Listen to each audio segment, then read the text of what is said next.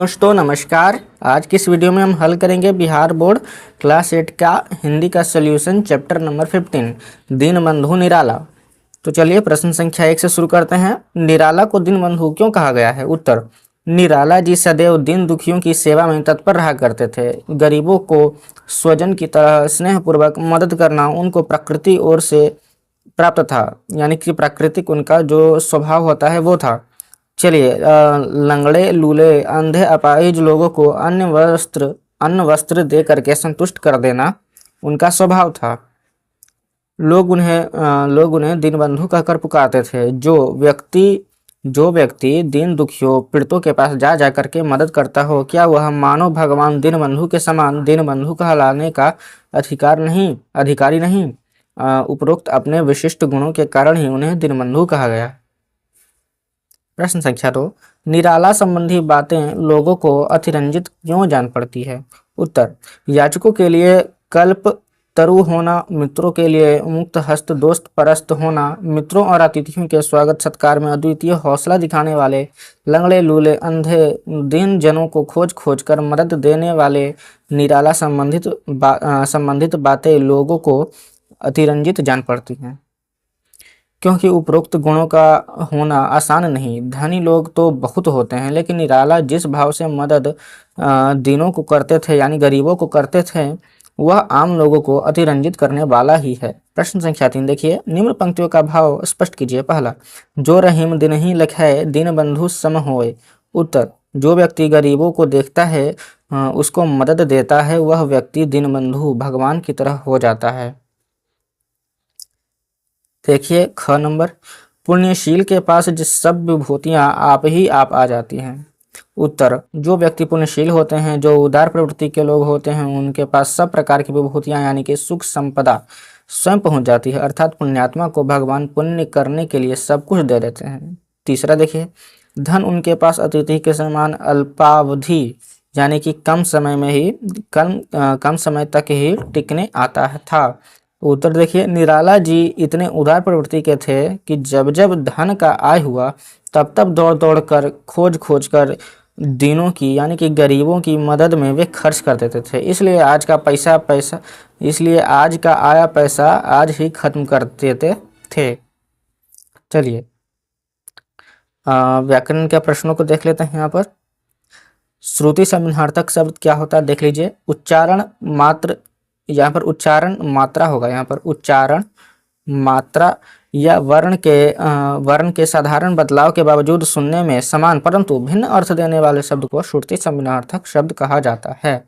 जैसे दिन, जैसे कि दिन को देखिए, यहाँ पर जो दिन होता है हमारा, इसको दिन होगा तो इसको ऐसे भी, एक तो यहाँ पर ऐसे दिन लिखेंगे, इसका अर्थ अलग निकलेगा, और दूसरा आप ऐसे लिखेंगे अगर दिन, तो इसका अर्थ अलग निकलेगा। ये तो दिन जो नॉर्मल हम जानते हैं कि दिन होता है, रात होता है, वो वाला दिन हो गया ऐसे, और ऐसे जो दिन होता है उसे आप गरीब कहते हैं। तो आप यही होता है हमारा श्रुति समानार्थक शब्द। तो दिन को देखिए, ऐसे दिन और ये वाला दिन, ये दोनों भिन्न भिन्न हो गया हमारा। ये वाला दिन का अर्थ तो दिन होता ही है, आप जानते हैं, और ये वाला दिन का होता है हमारा गरीब। तो निम्नलिखित श्रुति समानार्थक शब्द युग्मों का अर्थ लिखिए। पहला, समान, तो समान का बराबर लेकिन ऐसे सम्मान, तो इसका हो गया प्रतिष्ठा। दूसरा, केवल एक ही, कैवल्य एकता का भाव। तीसरा, वन बनाना, वन जंगल। चौथा, भगवान ईश्वर, भाग्यवान भाग्यशाली। पांचवा, छात्र माने विद्यार्थी, छत्र माने छाता। छठा, अन्य माने दूसरा, अन्न मतलब भोजन का अन्न। सातवां, द्रव्य माने धन पैसा, जबकि द्रव माने तरल पदार्थ। आठवां, जगत माने संसार, जबकि जगत कुएं के चारों ओर बना चबूतरा उसे कहा जाता है जगत। नवा, अवधि जो कि भाषा है, जबकि अवधि जो कि समय हुआ। 10वां, क्रम एक के बाद एक, जबकि कर्म जिसे कार्य कहते हैं। 11वां, आदि मतलब कि इत्यादि, जबकि वो हो गया हमारा आदि खाने की एक वस्तु। 12वां, चिंता यानी कि सोचना, जो कि चिता मृतक को जलाने के लिए शमशान में रखे गए लकड़ी का ढेर जिस पर मृतक को जलाया जाता है। अनेकार्थक शब्द किसे कहते हैं? कुछ ऐसे शब्द प्रयोग में आते हैं जिनके अनेक अर्थ होते हैं, प्रसंगानुसार इनके अर्थ भिन्न भिन्न होते हैं। उत्तर देखिए। पहला, मन, तो मेरा मन करता है कि मन भर चावल खरीद लूं। हर, हर व्यक्ति को कोई हर नहीं सकता है। तीसरा, कर, वह अपने कर से पुस्तक वितरक कर दिया, वितरक नहीं यहाँ पर वितरण होगा, ऐसे वितरण कर दिया। चौथा देखिए अर्थ, आज के अर्थ युग में थोड़ा धन कोई अर्थ नहीं रखता। पांचवा, मंगल, मंगल दिन भी मेरा मंगल ही रहेगा। सातवां, पास, तुम्हारे पास वाली लड़की क्या परीक्षा में पास कर गई। सातवां, काल, वह अल्प काल में ही काल के गाल में चला गया। आठवां, पर, चिड़िया के पर कट गए पर वह जीवित था। यहाँ पर देखिए पर का ये प्रकार से दूसरा है, ये प्रकार से दूसरा है, इसी प्रकार यहाँ पर मन दूसरा है, यहाँ पर मन दूसरा है, इसी प्रकार हर वाक्य में दूसरे दूसरे अर्थ निकल रहे हैं। चलिए आगे बढ़ते हैं।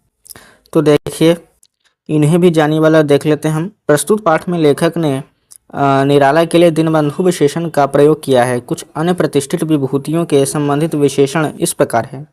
विशेषण यहाँ पर देखिए, यहाँ पर विशेषण, यहाँ पर प्रतिष्ठित विभूतियाँ।